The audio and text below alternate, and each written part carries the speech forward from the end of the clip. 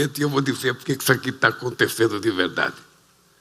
Isso aqui está acontecendo de verdade, Jader, porque um belo dia, o Haddad e eu fizemos uma reunião com os bancos. Estava presente o Itaú, o Santander, o Bradesco, estava inclusive o BTG presente. Quando a grande reivindicação, o Isaac acho que estava presente, era para que eu liberasse 5% do compulsório destinado exclusivamente à habitação. Com base naquela reunião, eu fui chamar o Galípolo para dizer para ele qual era a expectativa da gente liberar 5% do compulsório. E ele falou, eu tenho uma coisa melhor do que liberar 5%, é liberar todo o compulsório. Bem, o dado concreto é que dessa reunião surgiu essa proposta de crédito que nós estamos fazendo hoje para o mercado. Da mesma forma que surgiu o crédito consignado. O crédito consignado, no meu primeiro mandato, ele surgiu depois de uma reunião com os bancos na Febraban. Na época, o presidente, acho que chamava-se Gabriel, e estava lá o Roberto Setúbal, estava o Lázaro Brandão, e eu fiz uma pergunta, por que o trabalhador não tinha direito a um crédito mais barato e ele tinha dificuldade? Às vezes o trabalhador não conseguia nem entrar no banco. E eles me falaram, é porque não tem garantia. E foi com base nessa garantia que a gente ofereceu a folha de salário como garantia para que a gente pudesse fazer o crédito consignado. Então, as coisas acontecem nesse país quando você tem um governo que tenha vontade de ouvir, e ao ouvir as coisas, ele tem a vontade de fazer as coisas andarem para frente. Porque se vocês analisarem uma fotografia do Brasil, vocês vão perceber que o nosso país é um país muito empobrecido, apesar da gente achar que não. E muita gente faz muitas críticas às políticas de inclusão social que nós fazemos. Muita gente diz, nossa, é muito dinheiro para a Bolsa Família, é muito dinheiro para pé de meia, é muito dinheiro agora para o gás, é muito dinheiro para reduzir a energia, é muito dinheiro. Acontece que nós somos uma sociedade em que 90% do nosso povo praticamente ganha menos que R$5.000 por mês. Agora, com a aprovação do imposto de renda, do mapa, ficou muito mais claro. No Nordeste brasileiro, 91,4% das pessoas ganham menos que até 5 salários mínimos. No norte do país, 85,1% ganha até 5 salários mínimos. No Sudeste, que parece rico, 72,3% ganha até 5 salários mínimos. No Sul, que também parece rico, 70,8% ganha até 5 salários mínimos. E no Centro-Oeste, 68,6%. O lugar onde as pessoas estão melhor de vida é em Brasília, que 48% ganha até 5 salários mínimos. Olha, eu estou dando esses números para dizer para vocês a necessidade da gente continuar fazendo política de inclusão social para ver se a gente faz as pessoas subirem um patamar a mais, um degrau a mais na escala social, para que a gente crie uma espécie de uma sociedade de classe média. Não é possível a gente achar que quem ganha R$5.000 é classe média. Não é possível. Quem ganha até R$5.000 não pode ser chamado, sabe, de classe média.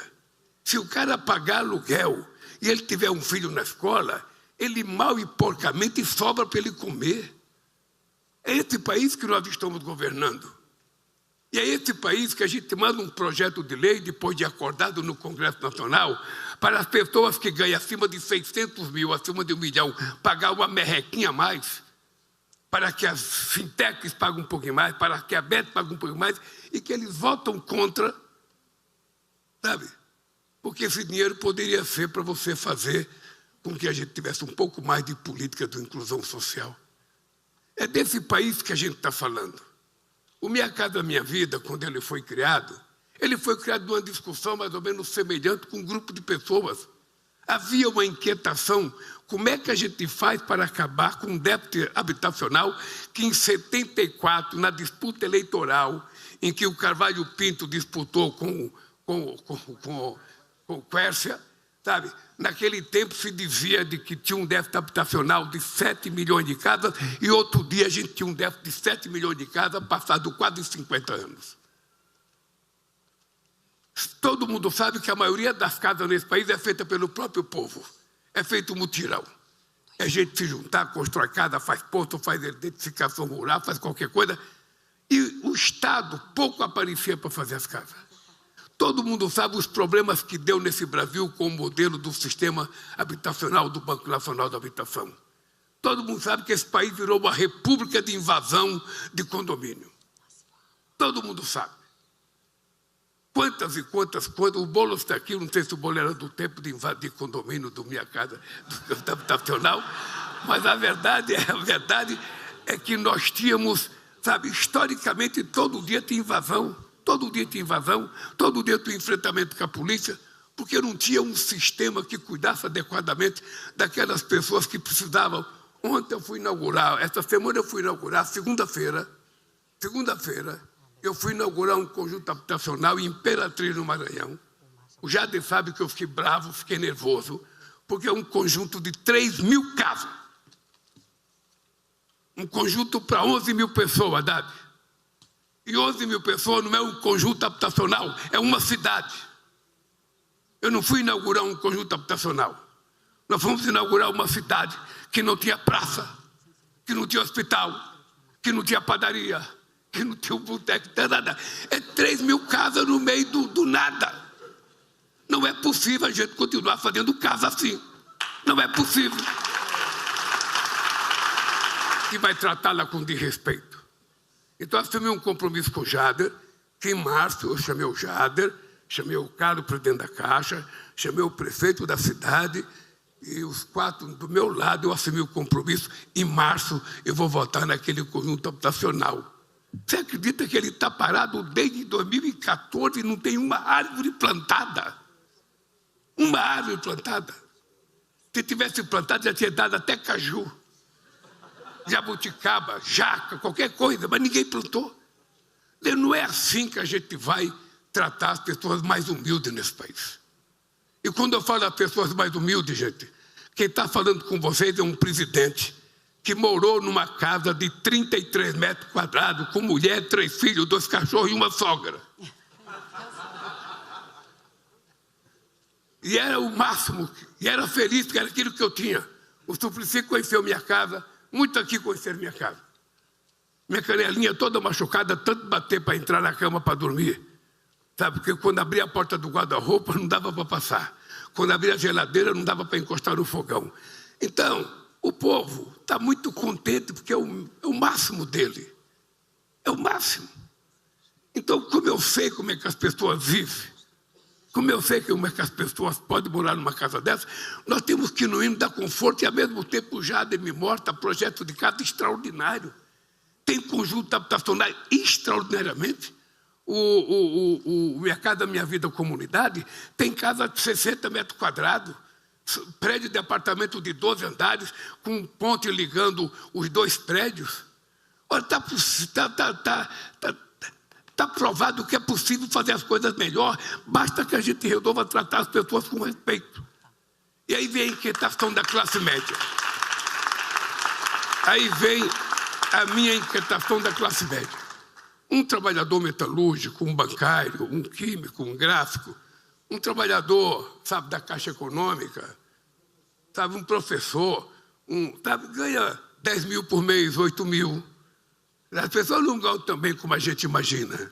Sabe? Então, essas pessoas não têm direito a comprar casa, porque eles nem são pobres, não estão na faixa 1, nem na faixa 2, esses não ganham um pouco mais de 4, essas pessoas não têm casa para elas. Não tem. Então, a coisa mais comum, as pessoas falam, Lula, pensa um pouco em mim. Eu sou metalúrgico, eu ganho 10 mil reais, eu trabalho na Volkswagen, eu trabalho no Banco do Brasil, eu ganho 11 mil, mas eu não consigo comprar uma casa. Então, esse programa foi feito pensando nessa gente, pensando em dar àqueles que ainda não têm direito, o direito de ter a sua casinha um pouco melhor. Ele não quer uma casa de 40 metros quadrados, ele quer uma casa de 70, de 80 metros quadrados. Ele não quer morar nos Cafundó do Judas, ele quer morar num lugar mais próximo de onde ele está habituado a morar. Então, o que nós vamos tentar fazer é adequar as dificuldades econômicas das pessoas, levando em conta o respeito à dignidade humana de morar num lugar onde pensa que é bom morar, ele acredita que é morar. É para isso que foi criado esse programa. E o outro programa que nós vamos lançar é o programa de reforma de casa. Esse é outro dilema. A pessoa falou, Lula, eu não quero comprar uma casa. Eu não quero comprar. Mas eu estou com a parede do meu quarto caindo, eu precisava reformar. O meu neto está morando comigo, eu preciso de um quartinho para ele. Às vezes até a garagem para o carro, porque no Brasil é o único país do mundo em que o carro tem casa e as pessoas não têm. Sabe? Todo mundo que quer fazer uma casa, a primeira coisa que ele pensa é na garagem. E às vezes para 2 carros, às vezes para 3. Então, sabe, vamos criar a essas pessoas o direito dele ter um financiamento. Um direito dele chegar na Caixa Econômica Federal com facilidade, sem burocracia, sabe? Ele pegar, porque às vezes a burocracia demora mais do que a reforma. Então é importante a gente facilitar. Por que eu estou dizendo isso para vocês, companheiros? Porque eu acho que o Brasil está precisando de uma chance. Esse país está precisando de uma chance. E quem tem que dar chance para o país não sou eu, são vocês. Vocês percebem que as coisas demoram para acontecer no Brasil. Muitas vezes a gente consegue andar 1 quilômetro para frente e quando a gente menos espera, a gente voltou 2 quilômetros para trás. Vocês têm noção do que aconteceu nesse país nos últimos 6 anos? Vocês têm noção da semidestruição que esse país sofreu? Da falta de crédito, da falta de programa, da falta de objetividade. A gente teve que passar 2 anos tentando reconstruir. Tivemos que fazer uma coisa chamada PEC da transição, que não deve ter no dicionário brasileiro, porque não existe no mundo PEC da transição. Nós conseguimos, antes de governar, sabe, fazer o Congresso apresentar uma PEC para dar dinheiro para a gente governar. Porque a tranqueira que governava não cuidou disso. Não cuidou. E esse país está arrumado. Esse país está arrumado. E eu digo sempre o seguinte, digo para o Haddad todo dia. Veja, de vez em quando me incomoda muito o Galípolo. Me incomoda porque, sabe, se você pegar a chamada notícia de desenvolvimento no Brasil, de crescimento econômico, de crescimento da massa salarial, de crescimento do financiamento, você quase não vê notícia. Mas se você pegar déficit fiscal, é todo santo dia. Tem uma indústria de jogar desconfiança na sociedade brasileira. Como se quem está fora, sabe, tivesse responsabilidade e quem está dentro não tivesse responsabilidade. Ora, as pessoas não percebem que ninguém nesse país trata com mais responsabilidade a questão das contas públicas do que quem está no governo. Porque se não cuidar, quando sair vai ter tanto processo que vai passar a vida inteira respondendo processo. Porque está cheio de gente no Brasil que passa enquanto você está no governo, não faz nada. Você deixou o governo, aparece uma fila de processo contra você. Qualquer cara que dormiu bêbado na calçada, ele levantou, não tem o que fazer, um processo contra o Haddad. Negligência administrativa, ou qualquer outra coisa mais. Então nós temos muita responsabilidade, muita. Vocês me conhecem e sabem o seguinte, não tem mágica em economia. Não existe mágica. Não tem ninguém que faça assim. Não tem gênio na economia. Se tivesse o Brasil, não tinha passado a miséria que passou. Então eu fico pensando, gente, imagina uma coisa. Esse país nunca teve reserva internacional. Nunca teve. Fomos nós que criamos uma reserva de 370 bilhões, que até hoje é o que dá sustentabilidade a esse país. Até hoje. Ninguém mais fez. Porque nunca se pensou nesse país como nação, gente. Nunca se pensou desse país de longo prazo. O que a gente quer para esse país? Eu completei 80 anos no documento, mas o presente vocês podem me dar dia 27 de outubro, que é o dia que eu comemoro. Porque meu pai me batizou, naquele tempo era batistério. E no meu batistério está dizendo que eu nasci dia 6 de outubro. Mas a minha mãe disse que eu nasci dia 27 de outubro.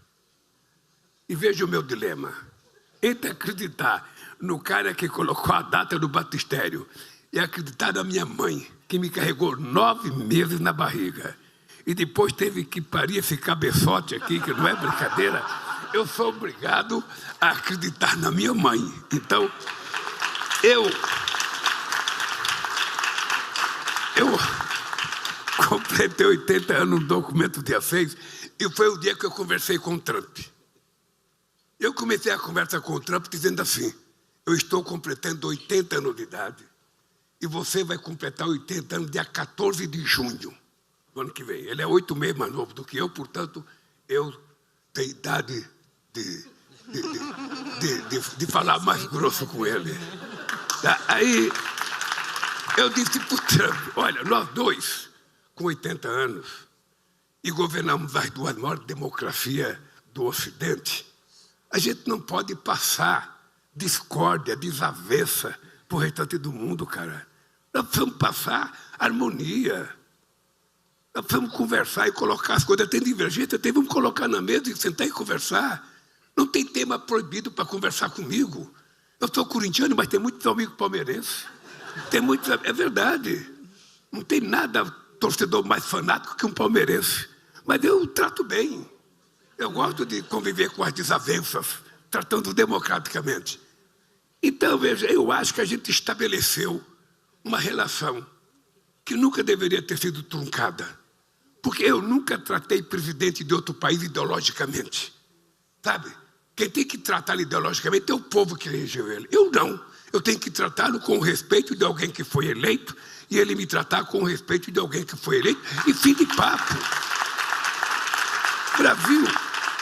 O Brasil não tem interesse de brigar com os Estados Unidos. Eu não quero brigar com a Bolívia, eu não quero brigar com o Uruguai. Por que eu vou brigar com os Estados Unidos? E se a gente brigar, a gente ganhar, o que é que a gente vai fazer? Então é melhor não brigar. É melhor não brigar. É melhor sentar numa mesa, sabe, conversar um pouquinho, assinar um documento e tudo fica bem. Então, não parecia impossível isso? Não parecia impossível? Vamos ser francos, vocês, cidadãos brasileiros, que ficam acompanhando a imprensa diariamente, vocês não ficaram preocupados? Puxa vida, acabou o Brasil. Não acabou o Brasil, sabe por quê? Porque a nossa orientação aqui, eu tinha o Alckmin negociando, o Haddad negociando, o Mauro Vieira negociando, eu dizia: a gente não vai ficar chorando de leite derramado, não. Se ele não quer comprar, a gente vai vender na China, a gente vai vender na Ásia, a gente vai vender em qualquer país do mundo. Eu estou indo para a Indonésia na semana que vem. Vou para a Indonésia, vou para a Malásia, vou participar do Congresso da ASEAN e vou lá para vender os produtos brasileiros. Sabe, se quiser vender carro, eu vendo. Se quiser vender café, eu vendo. Se quiser vender laranja, eu vendo. Se quiser vender roupa, eu vendo. Ou seja, porque não dá para a gente ficar dependendo de um país ou do humor de um presidente de outro país. Essa relação é importante porque no mundo ninguém respeita quem não se respeita. Ninguém respeita quem não se respeita. Se você acha que lambebota te ajuda, vai cair do cavalo. As pessoas respeitam quando as pessoas percebem que você tem autoridade moral, tem caráter. Assim a pessoa se respeita. É dentro de casa com os filhos, é dentro de casa com a mulher, é na família da gente, na vila que a gente mora, no local que a gente trabalha, nas empresas que vocês governam. Se você é um empresário que não te faz respeitar pela tua secretária, você está desgraçado. Então é esse mundo que nós temos que criar no país. O Brasil está precisando de uma chance. Uma chance. A gente não pode crescer e cair, crescer e cair, crescer e cair. A gente tinha acabado com a fome em 2014. Em 2014 a ONU anunciou: o Brasil está fora do mapa da fome. Eu votei em 2023, tinha 33 milhões de pessoas dentro do mapa da fome outra vez. Agora nós acabamos outra vez em 2 anos e meio.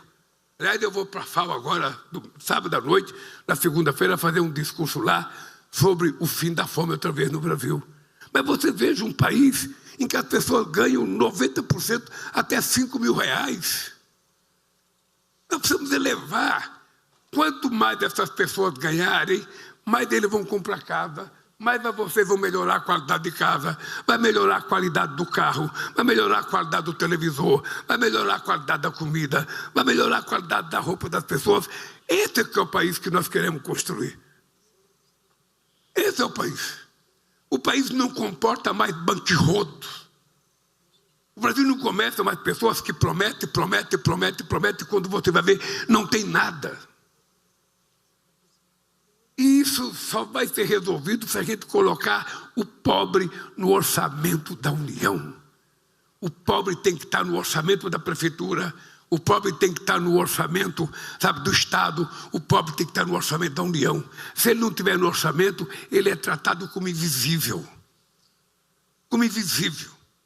Eu fui uma vez entregar uma casa no canal da Malária. Aqui alguém deve saber, lá em Recife, Olinda. Sabe, eu cheguei numa casa, a casa que tinha, não sei se ela tinha 30 metros quadrados, mas quando cheguei na casa, me deu um desespero. Eu fiquei falando para o governador e para a Maria Fernanda, que era presidente da Caixa, não é possível a gente entregar uma casa dessa em nome do governo. E a mulher do lado falava: presidente, não reclama não, isso é o céu para mim, presidente, vamos lá ver onde eu moro, isso é o céu para mim. Eu não sou adepto da teoria, sabe, de que é melhor pingar do que secar. Eu não sou adepto dessa ideia. Você tem que morar mal porque era pior. Não. Mas, gente, morei num quarto e cozinha quando eu vim de Pernambuco para cá. Eu morei num quarto e cozinha na Vila Carioca. O Alckmin deve saber onde que é a Vila Carioca, na frente do armazém do IBC. Eu morei num quarto e cozinha com 13 pessoas. Então, sabe, eu cansei de miséria. Cansei. E eu acho que a gente tem que dizer que ninguém gosta de ser pobre, ninguém gosta de morar mal, ninguém gosta de se vestir mal, ninguém gosta de comer mal. A gente só não é melhor porque a gente não pode. E quem é que pode ajudar? O Estado. É isso que nós temos que fazer. E eu quero parabenizar vocês que se assumem o compromisso de construir essas casas junto conosco. Porque a gente não acreditava que fosse possível fazer um programa como Minha Casa Minha Vida. A gente não acreditava. Primeiro porque, na época, eu consultei a BIDIB e ela disse: eu só posso fazer 200 mil casas, é um grande programa. Um grande programa, 200 mil casas, num país de 200 milhões de habitantes, não é grande coisíssima nenhuma. O Guido Mântica falou 500 mil casas. 500 mil casas é pouco. Só passou a ser grande quando lembramos de 1 milhão de casas. Agora nós estamos falando em 3 milhões de casas até 2026, contratar até o final de 2026. Ainda é pouco. Porque vocês estão adquirindo conhecimento, mais conhecimento tecnológico, é preciso melhorar cada vez mais a qualidade da casa, inovação. Sabe? Não pode fazer a mesma casinha de sempre. A casinha sem muro, a casinha, sabe, que não tem uma porta de ferro, sabe? É preciso respeitar as intimidades das pessoas. Eu fiquei famoso no Rio de Janeiro porque eu exigi criar a sacada do Pum. Sabe? Parece bobagem, mas eu falei e falo, a sacada do Pum. Não é possível o cara morar num apartamento de 30 metros quadrados, sabe, fechado, parece uma gaiola, sabe, se ele não estiver bem, ou a mulher não estiver bem, ou a molecada não estiver bem, não tem uma varandinha para ele ir lá correr e voltar, ir lá correr e voltar. Tem a varandinha. Sabe? Olha, pô. Isso é apenas respeito. Isso é apenas respeito. Então, gente, olha, eu quero dar os parabéns aos companheiros empresários que estão nessa jornada. Quero dar parabéns à Fazenda, ao Banco Central. Quero dar parabéns ao Ministério da Cidade, à Caixa Econômica. E quero dar parabéns, sobretudo, ao povo brasileiro. Espere que tem mais.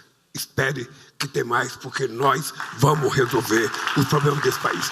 Um abraço, gente. Boa sorte e obrigado.